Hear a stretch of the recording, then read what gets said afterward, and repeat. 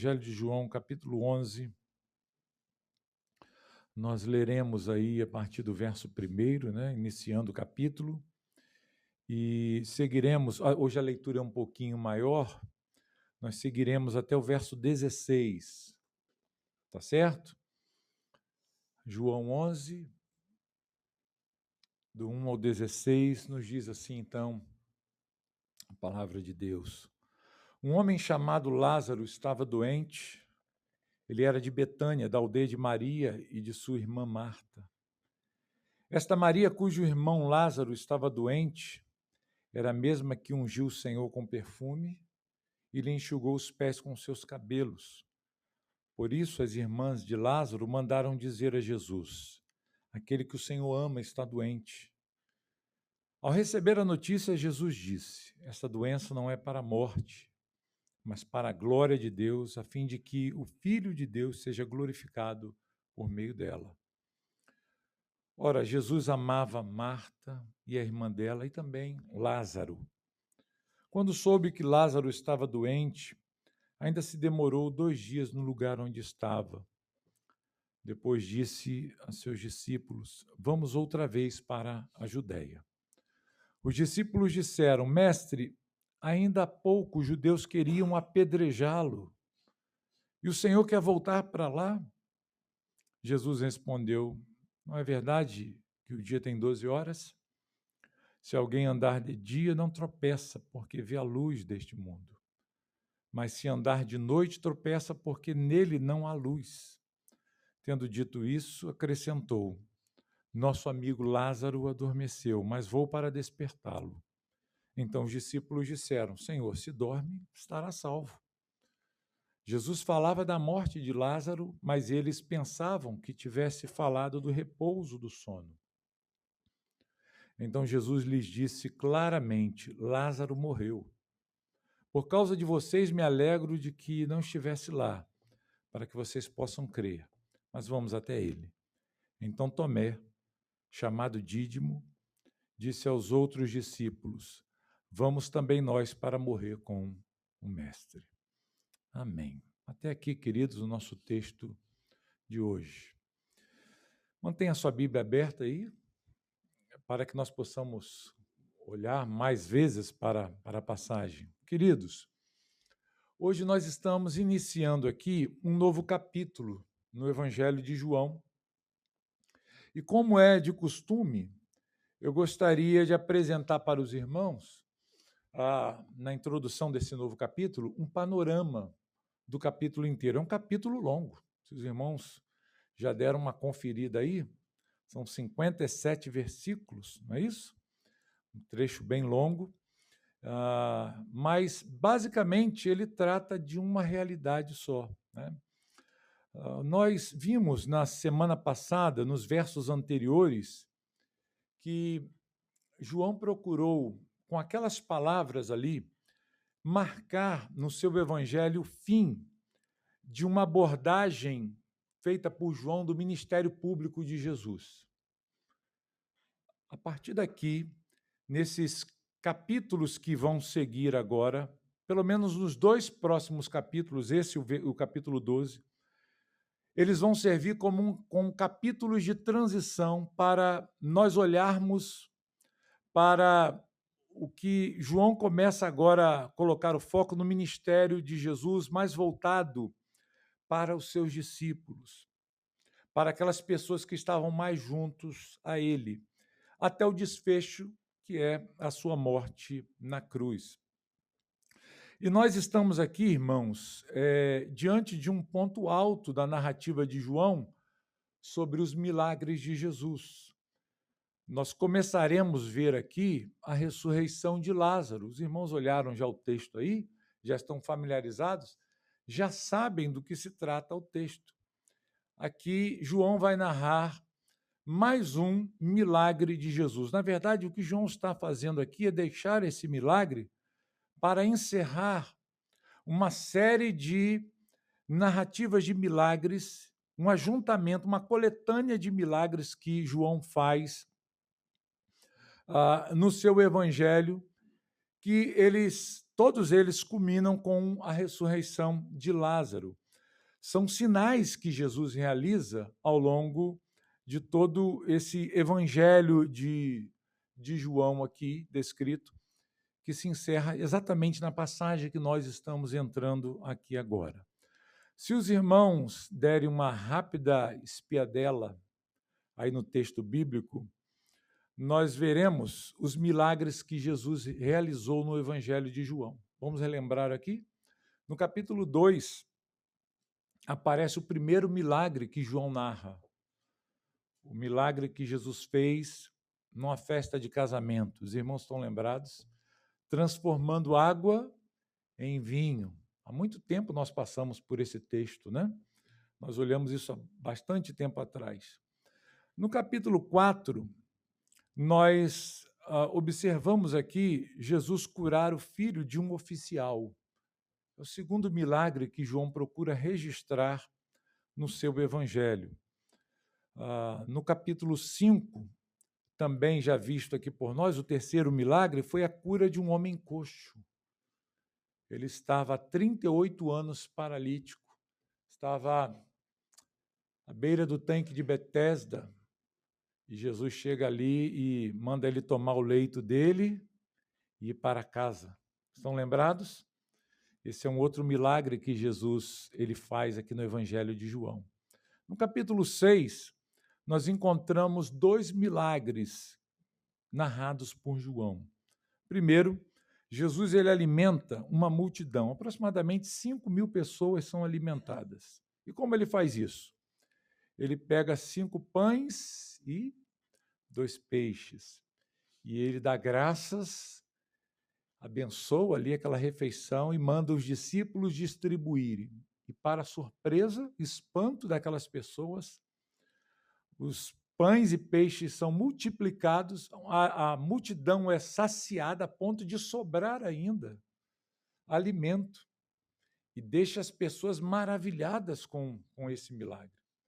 Mas um pouco mais adiante, os irmãos verão um outro milagre que João narra, feito e realizado por Jesus. Ele, após esse momento de multiplicar pães e peixes, ele despede os seus discípulos e ele vai ao encontro dos discípulos no meio do mar, numa tempestade, caminhando sobre as águas. Estão lembrados? Quando nós olhamos para esse texto, os discípulos ficaram espantados com aquela presença inesperada de Jesus daquele modo. Eles até esperavam que Jesus fosse até eles, mas não daquele modo. E João mostra ali que o Senhor, o Cristo apresentado aqui, ele é Senhor sobre todas as coisas, sobre toda a natureza, ele controla todas as coisas. Nós vimos no capítulo 9 o 6º milagre anunciado por João no seu evangelho, que é a cura de um cego. Esse é mais recente. Algum tempo atrás nós vimos aqui com os irmãos, olhamos para esse 6º milagre. E João agora vai encerrar essa coletânea de milagres que ele julga ser os mais importantes para o seu propósito aqui no texto. Ele vai selecionar esses milagres e colocar aqui agora o último desses milagres, que é uma ressurreição. Algo que até então não tínhamos visto ainda acontecer, não é verdade? E é um grande milagre. João deixa isso aqui para o final. Vai acontecer um outro milagre aqui no texto, que é o quê? É a própria ressurreição do Senhor. O próprio Cristo vai ressurgir dentre os mortos e aparecer para os seus discípulos. Mas João, ele para cumprir o seu propósito de levar os seus leitores à fé, ele seleciona. Ele entende que esses 7 milagres são suficientes para provar que Jesus é o Filho de Deus, é o próprio Deus, é o Messias, e que, portanto, nós devemos crer nele. Nós devemos confessá-lo como o Senhor de nossas vidas. É esse o objetivo que João tem aqui. Nós vimos, inclusive mais à frente, João ele vai dizer que esses milagres foram selecionados aqui com um objetivo. No capítulo 20, já no finalzinho, fechando o seu evangelho, no verso 30, João diz assim: na verdade, Jesus fez diante dos seus discípulos muitos outros sinais que não estão escritos nesse livro. E João vai dizer: olha, não daria para escrever tudo. Imagina João, né, discípulo de Jesus, o tempo inteiro com Jesus, viu tantos milagres, tantos sinais. Eu imagino a dificuldade dele de selecionar 7, né? Qual que é mais importante? Imagino João pensando, né? E o Espírito Santo conduzindo João para colocar cada um desses milagres que ele presenciou como instrumentos para gerar no coração dos seus leitores, dos ouvintes, a fé necessária na pessoa de Cristo, no Messias. Então, quando nós olhamos para esses milagres, nós chegamos a uma conclusão, temos que chegar a uma conclusão, e isso é que João espera que nós façamos, que nós olhemos para Jesus e cheguemos no nosso coração a seguinte confissão: este homem não é um homem comum. Ele, de fato, é o Filho de Deus. Ele é o Verbo que se fez carne. Ele é Deus conosco. Ele é Deus no nosso meio. Então, nós veremos aqui no capítulo 11 a história final desses milagres que Jesus selecionou aqui, selecionados por Lázaro. Nós veremos aqui a história desse último milagre, que foi a ressurreição de um homem que já estava 4 dias morto, já sepultado. E essa história começa a ser contada aqui nesse capítulo 11. Irmãos, o capítulo aqui ele está dividido em 4 grandes blocos. Se os irmãos gostam de olhar isso no texto, e sempre que a gente começa um capítulo novo, eu procuro guiar os irmãos, orientar os irmãos dentro desse capítulo, né? Nós veremos aqui essas divisões apontadas no texto. Os irmãos gostam de anotar e marcar na Bíblia. Se não tem dificuldade de riscar a Bíblia, né? Tem alguns que não gostam, preferem não fazer essas anotações na Bíblia. Mas, se você gosta de anotar, as divisões estão presentes aqui. São 4 divisões. Primeiro é a notícia da doença de Lázaro. É o texto que nós lemos aqui hoje, dos versos 1 ao verso 16. Do verso 17 ao verso 37, nós veremos aqui Jesus confortando as irmãs de Lázaro, Marta e Maria, por causa da situação, o pesar da morte, daquela angústia toda que elas estavam sofrendo pela perda do seu irmão querido. Eu acredito que, basicamente, em todas as famílias aqui representadas, alguém já tenha lidado ou passado, tenha experimentado a dor de um luto. Certamente alguns aqui já tiveram que lidar com isso, de ter que passar por uma situação assim tão dolorosa, tão difícil. E é exatamente isso que essas mulheres estavam passando aqui. Estavam tristes, chorando pelo seu irmão que estava morto e já sepultado. E Jesus aparece ali, e nesses versículos nós vamos encontrar Jesus confortando Marta e Maria. Nos versos 38 ao 34, nós temos uma outra divisão que mostra propriamente a ressurreição de Lázaro, onde Jesus ele se dirige até o túmulo onde Lázaro esteve sepultado e ali dá ordem para que Lázaro saia da sepultura e volte à vida. E por último, irmãos, o capítulo ele vai se encerrar a partir do verso 45 até o final, verso 54, a última divisão do capítulo. Nós veremos, ao final disso tudo aqui, a reação dos líderes judeus. Então, a nossa exposição aqui, no capítulo 11, ela vai levar pelo menos aqui 4 semanas, né? Nós olharemos aqui ao longo de 4 domingos, eu imagino, ou até mais, possivelmente, essa divisão feita aqui no capítulo 11. Então, sempre que a gente começa um capítulo, o nosso objetivo é isso, é mostrar para os irmãos o que o texto está nos apresentando, qual é o panorama daquele capítulo que vai se iniciar aí. E hoje, então, como os irmãos já perceberam, nós lemos aí do verso 1 até o verso 16, a introdução desse capítulo 11, é uma leitura até extensa, uma leitura longa, onde nós vimos aqui Jesus sendo convocado, chamado, para que ele pudesse, de alguma forma, socorrer a Lázaro naquela situação que ele está passando de enfermidade. O amigo dele estava doente e era esperado que ele, então, fosse até Lázaro para curá-lo, né? Para ele que curou tantas pessoas. Não é isso que a gente vai ver lá na frente? Poderia ter curado Lázaro também daquela enfermidade, né? E aí nós vamos ver aqui ao longo do texto que Jesus ele não vai de imediato até a Judéia, a região da Judéia, mas ele se demora um pouquinho ali onde ele estava para depois ir até Lázaro. Irmãos, então, tendo dito isso, feita essa introdução um pouco longa aqui, né, mas é necessária, que toma um pouquinho do nosso tempo aqui da exposição. Hoje, irmãos, então, à luz desse nosso texto, eu quero lhes mostrar que a aparente, e eu quero frisar essa expressão, a aparente demora de Jesus diante do sofrimento nos revela pelo menos duas coisas aqui.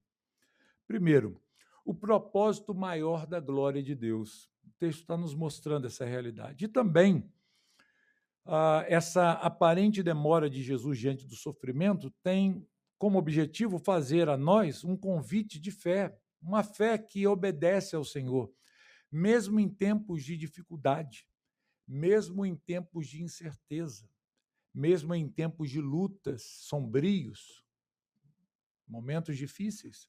Nós somos chamados a confiar em Jesus. Nós somos chamados a descansar no cuidado dele e no controle dele sobre toda a situação que está diante de nós. Então, vamos olhar para o texto. Agora eu convido vocês a olharem propriamente para o texto que nós lemos. O texto vai iniciar aí, apresentando para nós a figura de Lázaro. O texto é introduzido a partir do verso 1 aqui, logicamente, com a notícia de um homem que está enfermo. O nome dele é Lázaro. Até então, até aqui no Evangelho de João, meus irmãos, nada é dito sobre Lázaro. Quem tem acompanhado aí a série expositiva, já há quase 2 anos aqui, perceberam que em nenhum momento a pessoa de Lázaro é citada aqui no Evangelho de João. E João guarda, então, esse nome, João guarda esse personagem, que é um personagem importante. Ele era amigo de Jesus, nós veremos isso aqui. E João tem a preocupação e ele tem a habilidade de separar, então, esse personagem para um momento específico do seu evangelho. E ele, então, introduz Lázaro aqui no texto como alguém que está enfermo. Nada é dito dele até então. Mas, pelo próprio texto, nós sabemos algumas coisas. João lança a luz aqui para a gente. No próprio texto, os irmãos podem ver isso. Primeiro, a gente vai ver que esse homem, chamado Lázaro, ele estava doente. Não é dito que doença que ele tinha, qual o mal que ele estava sofrendo, mas uma doença grave que o levou à morte, inclusive, né? Então, era uma situação difícil de ser enfrentado, incontornável, literalmente aqui no texto. Nos é dito aqui no texto que ele morava em Betânia. Betânia essa Betânia aqui era uma pequena vila, uma pequena aldeia próxima de Jerusalém, uns 3 quilômetros mais ou menos. Nós já vimos, inclusive, na semana passada, eu citei para vocês que Jesus ele foi em direção a Pérea, o outro lado do Jordão, né, na região da Pérea, para onde João estava batizando. E pelo Evangelho de João, nós vimos aqui, lá no capítulo 2, se não me engano, né, que João estava batizando ali em Betânia. Ali existia um local de batismo, e é uma outra cidade também chamada Betânia. E quando Jesus sai, no capítulo anterior aqui, o capítulo 10, da Judéia, João ele procura nos dizer aqui que Jesus volta para esse lugar. Jesus vai para essa região onde João batizava no início. Ele fica por lá, ele atravessa o Jordão e fica por aquela região que hoje é a Jordânia. Se os irmãos conhecem um pouco mais de geografia ali, os irmãos saberão localizar essa cidade. Então, havia aqui uma outra Betânia, né? Nós já estamos acostumados com uma Betânia aqui do texto, que é esse local onde João inicia o seu ministério, e Jesus é batizado nesse local, e possivelmente Jesus estivesse também em Betânia, mas essa outra Betânia, né, do lado do Jordão, que há algumas especulações com relação ao nome. Há duas possibilidades, pelo menos mais fortes, com relação ao nome. Betânia pode significar casa de aflição, casa dos aflitos ou casa dos pobres. Talvez seja essa a melhor tradução do termo aqui do nome. Casa dos aflitos, casa dos pobres. E é para essa região aqui que João agora está apontando, né? Parece que João tem a intenção de conectar essas duas cidades, essas duas Betânias, e ligá-las ao sofrimento, ligá-las de alguma forma à dor que está sendo descrita aqui no Evangelho, né? Nós aprendemos aqui pelo texto, se os irmãos olharem aí, que esse Lázaro ele era irmão de Marta e Maria, que em outro evangelho nos são apresentadas em uma situação em que elas hospedam Jesus na casa delas. Vamos olhar para esse texto? Deixa marcado aí. Coloca a fita aí que tem na sua Bíblia. Tem uma fita nela aí? Marca ela aí, ou então prende com o seu dedo mesmo, né? Nós vamos olhar aí para o capítulo 10 de Lucas, se os irmãos voltarem aí no evangelho anterior, Lucas, capítulo 10, os versos 38 e 39 vai nos apresentar, eles vão nos apresentar aqui essas figuras, Marta e Maria, uma ocasião em que Jesus fica com elas, lá na casa delas hospedadas. Acharam aí? Quando eles seguiam viagem, Jesus entrou numa aldeia. Aqui não é dita que aldeia é essa, mas nós já sabemos agora, né? Betânia. E certa mulher chamada Marta hospedou-a na sua casa.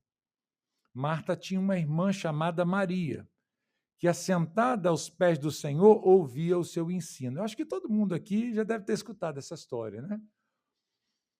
A história de Marta e Maria. Marta lá atarefada, fazendo a comida, preparando o almoço, arrumando as coisas, a visita está em casa, toda atarefada. E Maria, que parece ser a mais nova aqui da história, está ali assentada aos pés de Jesus, só ouvindo, né? O que Jesus tem para dizer para ela, aprendendo com Jesus tudo aquilo que Jesus tinha para ensinar. Então, por esse evangelho, nós sabemos que não apenas elas eram irmãs de Lázaro, mas que Jesus já havia tido um contato com essa família. Que Jesus, inclusive, havia permanecido ali há um tempo com eles na casa hospedado. E o texto vai nos dizer também aí, voltando para João, ou para o capítulo 11 de João, que Jesus era alguém, ou João vai nos mostrar que Lázaro era alguém que foi muito amado por Jesus.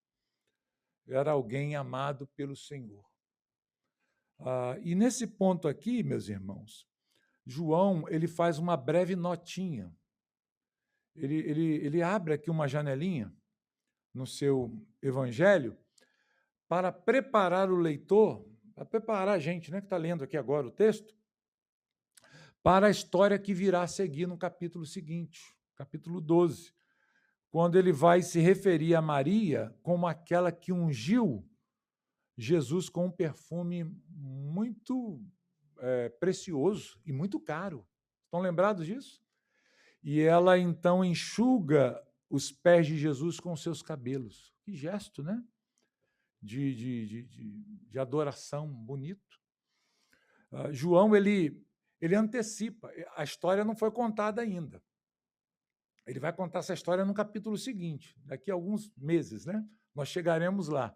Mas ele abre uma janelinha e ele dá uma espiadela lá para frente e ele diz, essa aqui é aquela mulher que foi até Jesus e derramou perfume sobre ele e enxugou os seus pés com seus cabelos. Talvez aqui João procure fazer uma conexão com a atitude de Maria naquela ocasião com a bem-aventurança que vai ser feita aqui.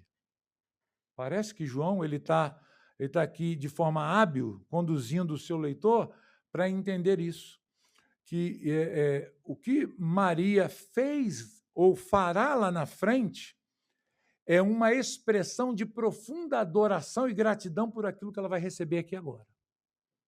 Ok? Acompanharam aí? Ficou difícil? Não, né? Deu para entender aqui o que se passa. Então, são essas coisas, irmãos, que nos são ditas aqui a respeito desse personagem que surge, ou personagens, né, que surgem aqui no Evangelho de João. Essa família, Lázaro, Marta e Maria. E que Lázaro, então, aqui, ele está enfermo e ele era amado por Jesus. Nos versos 3 a 6, nós podemos olhar para o texto aí, nós veremos que é enviado até Jesus um pedido de socorro. E esse pedido de socorro ele é feito de uma forma muito especial aqui. A notícia da doença de Lázaro, da gravidade desse homem, é trazida até Jesus com um apelo muito pessoal. Os irmãos podem comprovar isso no texto. As irmãs de Jesus, elas têm a preocupação de dizer assim na sua mensagem: Senhor, aquele a quem o Senhor ama está enfermo. E aqui nós percebemos um apelo bem pessoal.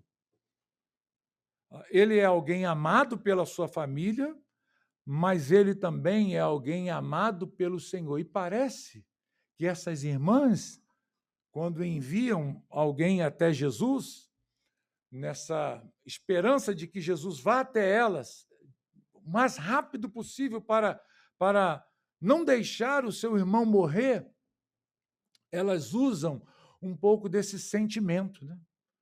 E elas procuram, talvez, meio que sensibilizar Jesus. Dizer, Jesus, não é um pedido qualquer, é o seu amigo, é alguém a quem o Senhor ama, é alguém amado por nós e amado, inclusive, pelo Senhor. Isso aí nós podemos ver no versículo 3 aí. E também, queridos, nós encontramos, nesse mesmo texto aqui, a resposta de Jesus. O Senhor vai dizer nesta passagem aqui, vista por nós, deixa eu abrir só meu texto aqui, que ele deu uma escapadelazinha aqui. Né?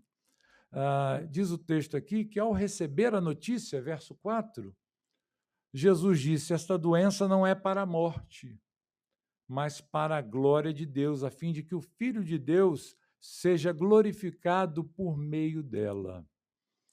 E algumas considerações, meus irmãos, que nós precisamos fazer aqui, olhando para esse texto. A quem Jesus disse isso? Ele disse a quem essas coisas? Talvez a própria pessoa ou a própria comitiva que foi até ele e disse, deu a ele essa notícia, né? Olha, eu vim aqui trazer a notícia de que aquele a quem o Senhor ama está enfermo.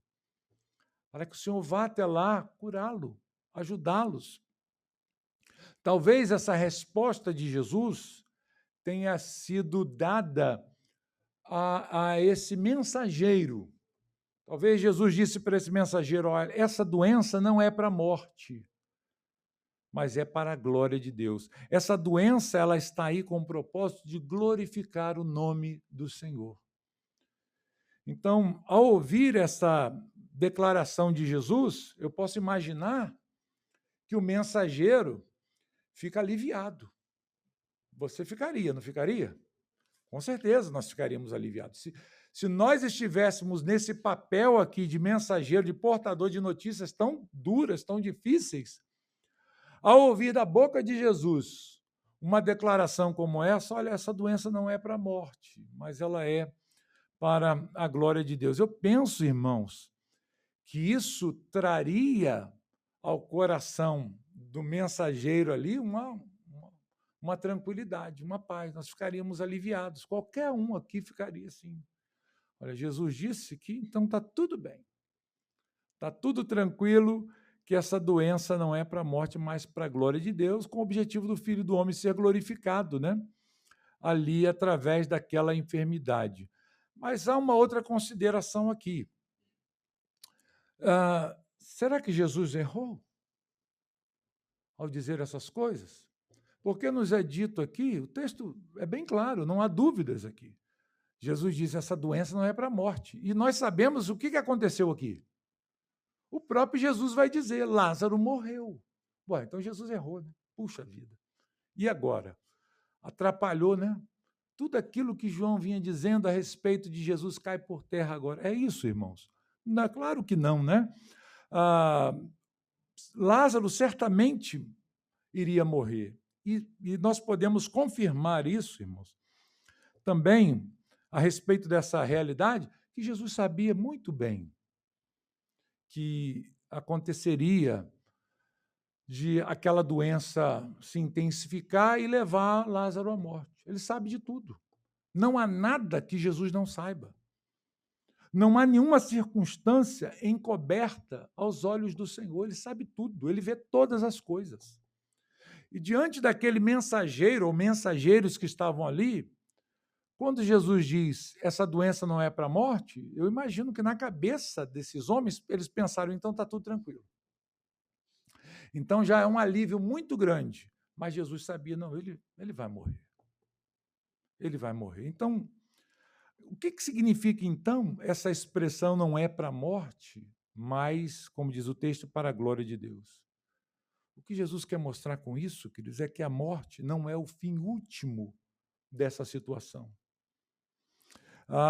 O que Jesus está querendo mostrar é que a morte não triunfará nessa circunstância. Embora Lázaro fosse colocado numa sepultura e ficasse lá por 4 dias, a morte não teria palavra final nessa história. Estava tudo sob o controle do Senhor. E nos é dito aqui, queridos, no texto, logo em seguida, que João amava essa família. É isso que diz o versículo 5, se os irmãos olharem aí, os irmãos verão isso. Que Jesus amava Marta, sua irmã Maria, né? E também a Lázaro. Mas logo em seguida vai nos dizer que ele ainda se demora por ali por longos 2 dias. Bem, dependendo da circunstância, 2 dias não são nada, né? Quando você está de férias, 2 dias passa rapidinho, né? 2 dias passam assim, ó. Tem um feriado. Você fica todo animado, né? Vou aproveitar, fazer tanta coisa. Você faz planos assim para, talvez, uma semana, né? Pensando que 2 dias são 7. E aí passam rápido. Mas, queridos, 2 dias, para quem está enfrentando uma tribulação, uma angústia, um sofrimento, uma doença, são imensos. São longos demais, são demorados demais. E se os irmãos olharem para o texto, irão perceber que João procura enfatizar isso. Jesus ama essa família, Jesus ama esses irmãos aqui. E João diz, e Jesus fica lá mais 2 dias, mesmo sabendo de tudo que eles estavam passando, mesmo sabendo que a situação estava crítica ali naquele momento. Será que o amor de Jesus aqui é um amor real, meus irmãos? É claro que é, né? Não há sombra de dúvidas aqui. Mas o que nos causa uma certa estranheza aqui é o fato dele permanecer por 2 dias. O João quer mostrar-nos que a demora de Jesus é deliberada. Jesus ele tem a intenção realmente de se atrasar. Se é que nós podemos usar esse termo, né? Jesus nunca está atrasado, não é verdade? Ele sempre chega na hora certa, no momento certo. Socorro sempre vem na hora certa. É nós que ou estamos ansiosos demais, né, ou não conseguimos entender o tempo do Senhor. Mas o texto nos dá traz a nós essa intenção que João tem aqui de mostrar para para os seus ouvintes, para os seus leitores, que Jesus, embora esteja fazendo ou agindo dessa forma, falando desta maneira com aqueles emissários, com aqueles mensageiros, e ainda se prolongando ali em Betânia, na outra Betânia, ainda assim ele ama. Ainda assim ele está agindo por amor.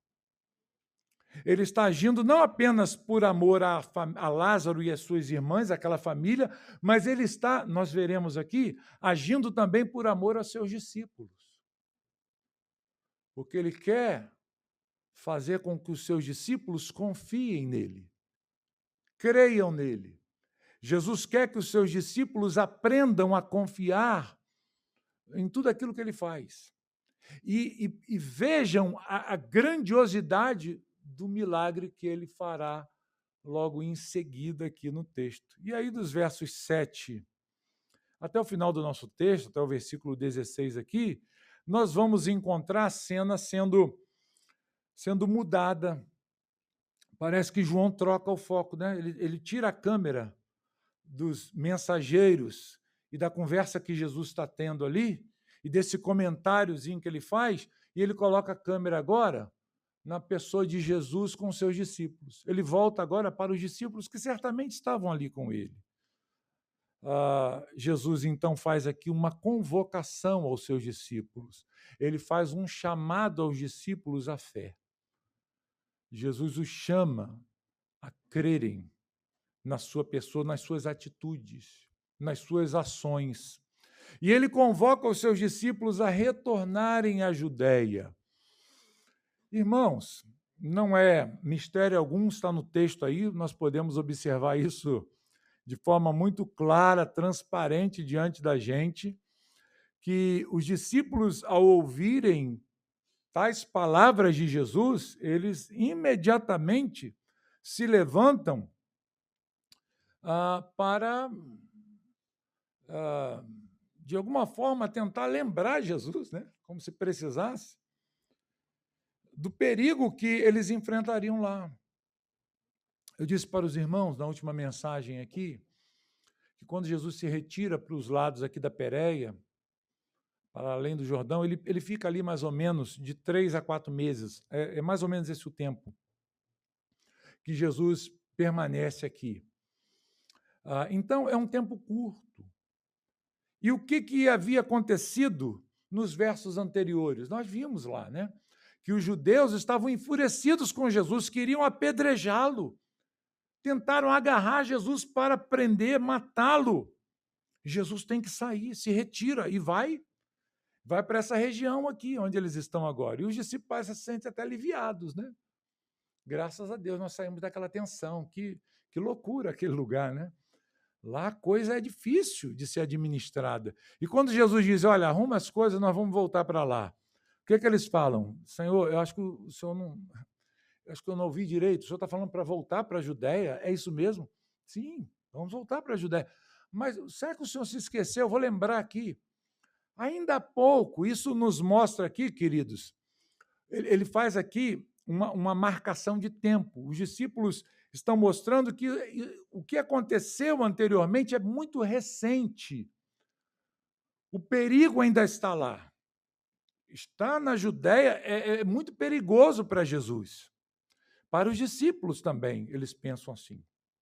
Jesus, ainda há pouco os judeus queriam apedrejar, e o Senhor quer voltar para lá.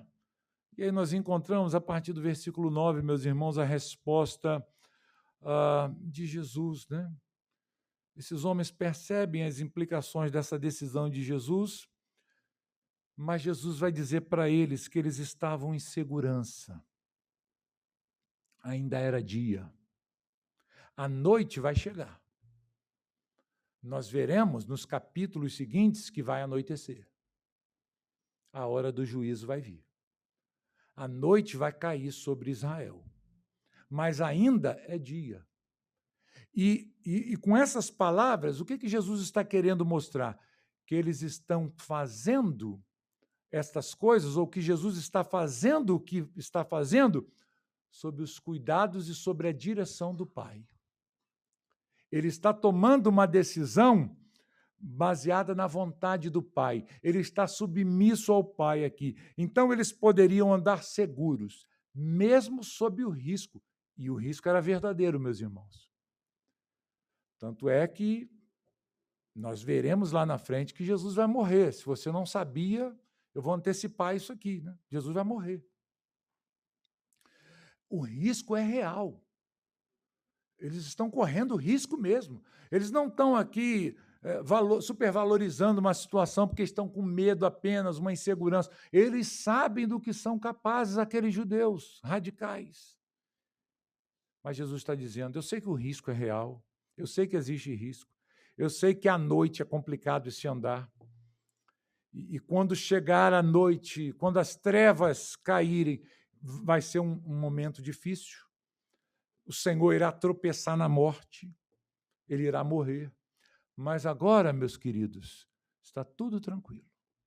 Nós podemos ir. Há ameaças, há perigos, mas nós estamos andando sob a luz da direção do Pai. Nós podemos confiar tranquilamente. No início dessa exposição, eu fiz a divisão aqui para vocês do capítulo 11. E a última parte do capítulo 11 mostra o coração dos judeus. A prova que o terreno ali era um terreno perigoso é que, ao final do capítulo, nós veremos não uma rendição dos judeus a Jesus diante do milagre, mas eles querem fazer o quê? Não apenas matar Jesus, mas querem matar Lázaro também. Acabou de ressuscitar, já queriam matar o homem. Lázaro estava fresquinho, né? Saiu do túmulo zerado. E os judeus falaram, não, o que a gente faz? Vamos matar Lázaro. Vamos acabar com... Vamos matar Jesus, vamos matar Lázaro. Olha o coração dessa gente. Um povo mau, um povo terrível. Há um perigo real, mas eles estão guardados sob a proteção de quem? Do Senhor. E aí fica uma pergunta, né? Nessa pergunta dos discípulos, fica uma pergunta por detrás aqui. O que eles estão perguntando com isso? Jesus, o que o senhor quer fazer lá? Voltar para a Judéia para quê? O que tem de tão importante naquele lugar para a gente correr um risco tão grande como esse? Qual a necessidade, Jesus, de nos arriscarmos nesse deslocamento tão grande para entrar no terreno do inimigo? E aí Jesus vai dizer, no primeiro momento ele vai dizer que Lázaro está dormindo, né? Ele usa aqui um eufemismo para a morte, né? Os discípulos não entendem. Inclusive dizem, né? Jesus, se ele está dormindo, deixa ele. Né? Ele vai recuperar. Na cabeça deles o seguinte, as doenças eram resolvidas com repouso. De certa forma é assim também, né? Quando você repousa um pouquinho, quando a gente está doente, uma das coisas que o médico fala é o quê? Não faça esforço, fica tranquilo, fica deitadinho, toma um remedinho, sossega um pouco, não é assim? Então, os discípulos falam, Jesus, você está dormindo? O sono vai recuperá-lo, ele vai ficar bem, para que ir lá? Os discípulos não entendem o que está acontecendo. E aí Jesus claramente dá a notícia para eles, né? Dizendo, olha, Lázaro morreu. Vocês não entenderam, mas eu vou falar mais claro aqui. Lázaro está morto. E nós iremos até ele. Essa é a razão que Jesus dá aos seus discípulos. E algo curioso que nos é apresentado nesse texto, irmãos. Olha o que ele diz aqui, no versículo 15. Olha o que Jesus diz. Olha aí para o texto. Ele diz que Lázaro morreu, verso anterior, mas no 15 ele diz assim, por causa de vocês, me alegro de que não estivesse lá. Ué, por que Jesus está dizendo isso? João disse lá que Jesus amava Lázaro, Marta e Maria, era uma família querida, mas ele se demora, ele não vai. Ele espera Lázaro morrer. E agora ele está dizendo para os discípulos, nessa revelação, e diz assim, olha, ele morreu e eu estou feliz. Senhor, que Jesus é esse? Que história é essa? Era esperado que Jesus estivesse triste aqui. Nossa, Lázaro morreu. E realmente ele fica triste. Lá na frente nós vamos encontrar um versículo pequenininho, que eu acho que todo mundo aqui já decorou. Qual é o versículo? Ah, Jesus chorou, né? Esse é o versículo que você pode sacar de emergência quando alguém pega. Fala um versículo bíblico. Aí você vai, Jesus chorou. Decorou, né? Facinho. Por que Jesus chora, né? Jesus não está insensível à situação aqui.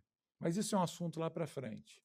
O texto vai nos dizer, nós estamos no final, meu Deus, demorei demais aqui, né? Mas o texto foi longo mesmo. O texto vai dizer que Jesus então diz: olha, eu me alegro por causa de vocês, pelo fato de eu não estar lá. Qual o sentido disso? É que Jesus, queridos, ele queria ensinar para os seus discípulos com o milagre que vai acontecer aqui. Os discípulos veriam algo assim imensamente grande. Um milagre assim que tirou certamente de todos os espectadores ali diante do túmulo o fôlego. E as pessoas quase morreram, né? Lázaro ressuscitando, o pessoal morrendo, apavorados com o milagre. Como esse homem fez isso? E o objetivo aqui, quando Jesus vai orar diante do túmulo de Lázaro, ele vai nos mostrar que o objetivo daquele milagre era fazer com que as pessoas pudessem crer em quem ele é. E Jesus queria que os discípulos crescem nele de verdade. E ele diz: olha, isso aqui é importante para vocês. E eu estou feliz porque eu não estou lá agora, eu estou aqui. Se eu estivesse lá, eu teria curado. Não é isso que a irmã de Lázaro fala para ele? Senhor, se o senhor tivesse aqui, ele não teria morrido. E, claro, Jesus teria curado ele. Por que Jesus não vai antes? Porque o objetivo de Jesus era ressuscitá-lo, era maior. Era algo muito maior. E aí, então, ele diz para os discípulos: olha, eu quero que isso aconteça assim para que vocês possam crer. Nós vamos até ele. E aí o texto se encerra com a fala de um dos discípulos de Jesus, chamado Tomé. Vocês lembram de Tomé? Tomé é conhecido como o discípulo que duvidou, né? Duvidava de Jesus, de muitas coisas. Tomé vai responder aqui ao que Jesus está dizendo de uma maneira que deixa a gente assim em dúvida. O que Tomé quis dizer com isso? Porque a construção aqui, no grego, será que o autor quer dizer, ao apresentar essas palavras de Tomé, que Tomé estava sendo sincero ao dizer: olha, eu estou pronto para morrer, nós vamos lá e nós vamos morrer com Jesus também. Com Lázaro e com Jesus, né? Vamos morrer. De repente, parece que Tomé tomou-se de uma valentia, né, de uma coragem, e disse: então, já que é para ir, vamos lá. E nós vamos, tiver que morrer, a gente morre. Será que foi isso que Tomé falou? Ou será que Tomé estava sendo aqui irônico? Há uma ambiguidade aqui, parece, né? Havia em Tomé, nessa fala de Tomé, fé e coragem, ou havia medo e fatalismo? Alguém dizendo: olha, nós vamos para morrer mesmo. Se nós formos, nós vamos morrer. Tem gente que é assim, né? Vamos morrer. Vai dar ruim. Isso aí não vai dar certo. Vai dar problema. Nós não sabemos. Irmãos, aqui o texto é difícil, a tradução aqui deixa a gente com essa dificuldade. Será que Tomé está dando uma de valente, dizer nós vamos para morrer, ou está dizendo assim, ó, se nós formos, nós vamos morrer? E aí? O que dizer a respeito de Tomé? Mas nós sabemos que eles foram, né, meus irmãos? Isso nos mostra a confiança em Deus, a obediência dos discípulos, mesmo diante de um risco. Queridos, a passagem que nós vimos aqui, ela é bem extensa, tomou muito tempo da gente aqui, né? E ela nos deixa, assim, de certa forma, até aqui, a gente em suspenso. É claro que a gente já conhece o texto, né? O que vai acontecer? Eles vão para Jerusalém, eles vão para a Judéia. O que vai acontecer? A gente fica em suspenso aqui. Por que Jesus não foi imediatamente? São perguntas que o texto traz à nossa mente à medida que nós vamos olhar. Como foi que eles chegaram até lá? Como é que foi o caminho até a cidade de Betânia? O que significa essa fala de Jesus para os discípulos, que ele estava alegre por não estar lá para curá-lo? Então, são perguntas que aparecem no texto, e são coisas que nós veremos na próxima semana. O nosso tempo aqui é limitado, e na próxima semana nós olharemos para o desfecho desse primeiro momento aqui. O texto se encerra aqui, ainda na Betânia, do outro lado do Jordão. E quando nós voltarmos aqui para o texto, nós já estaremos na Betânia da Judéia. E aí nós veremos como é que tudo isso se desenvolveu. Como é que essa história se desenrola? Como é que Jesus age diante dessa situação aqui? Se Deus quiser, então, na próxima semana nós olharemos para esta realidade. Mas, como os irmãos sabem, todas as vezes, ao final de um texto, nós devemos aplicá-lo ao nosso viver de hoje. Nós olhamos para o texto, é um texto bonito, um texto longo, muitos detalhes, muita informação, né? Cansa, às vezes, até os irmãos ficam... Eu vejo aqui que alguns ficam cansados mesmo, né?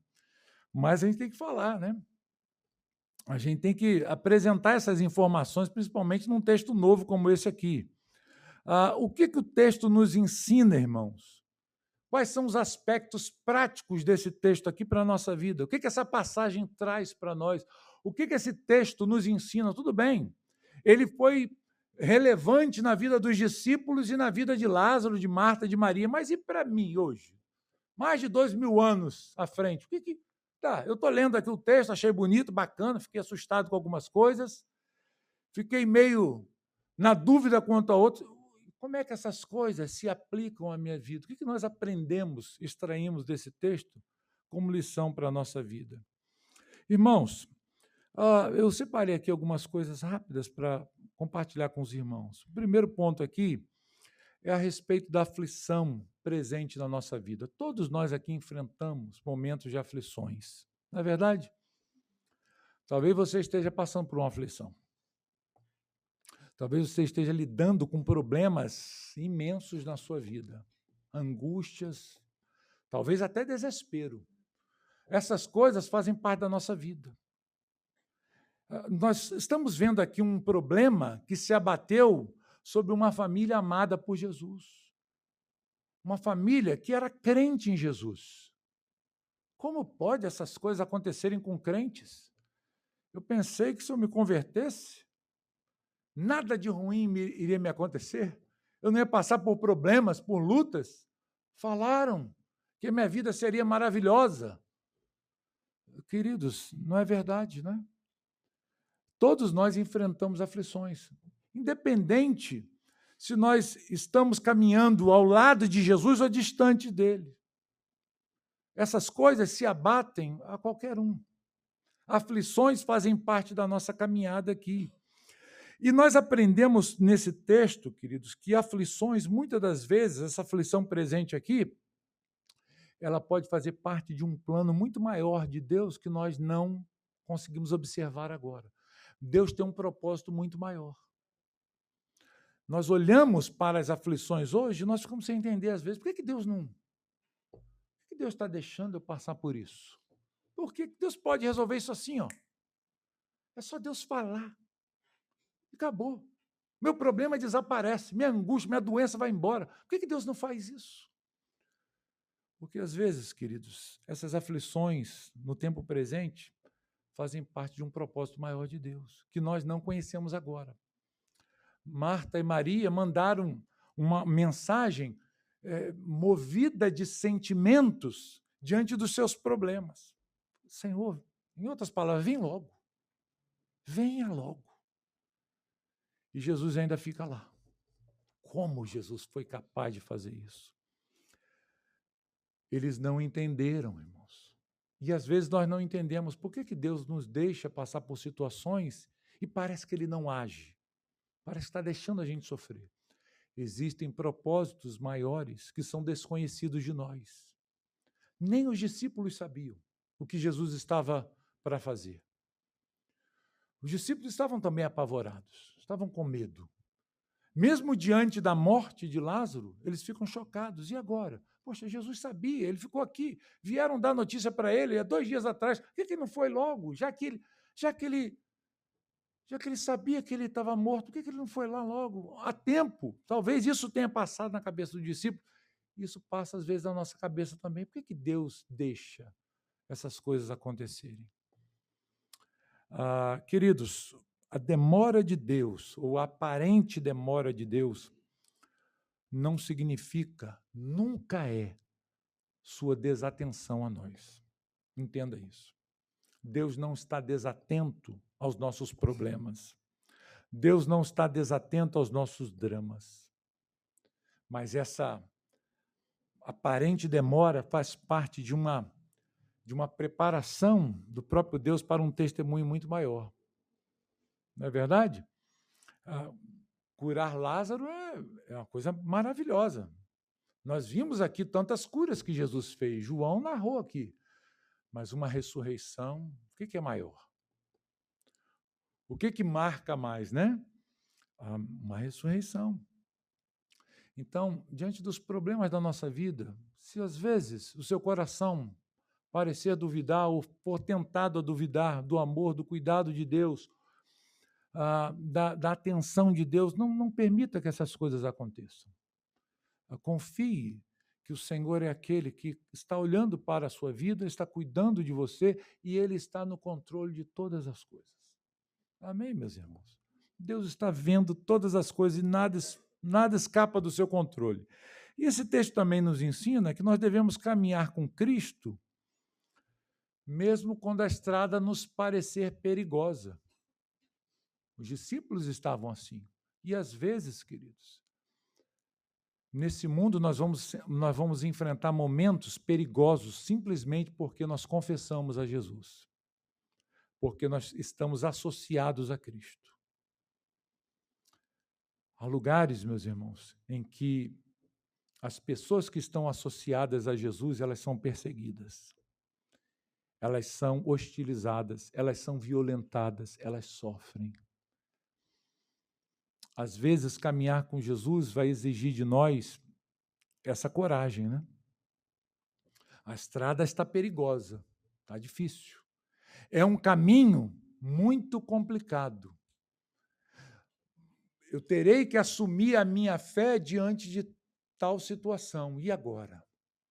Parece ameaçador isso. Parece desesperador.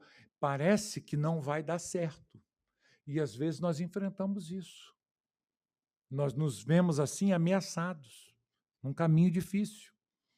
Mas nós devemos saber que, estando debaixo da vontade de Deus, fazendo a vontade de Deus, nós estaremos sempre seguros. Não importa o que nos fizer o homem. Jesus disse para os seus discípulos: não tenham medo daquele que mata o corpo, mas nada pode fazer a alma. Temam aquele que pode fazer perecer no inferno tanto o corpo quanto a alma. Esse mundo, ele nos ameaça. Esse mundo nos ataca. Esse mundo, ele tenta nos intimidar, impingir medo em nossos corações, para que nós não sigamos a Jesus, não obedeçamos o seu comando. Mas o que é esperado de nós? Que nós sejamos obedientes.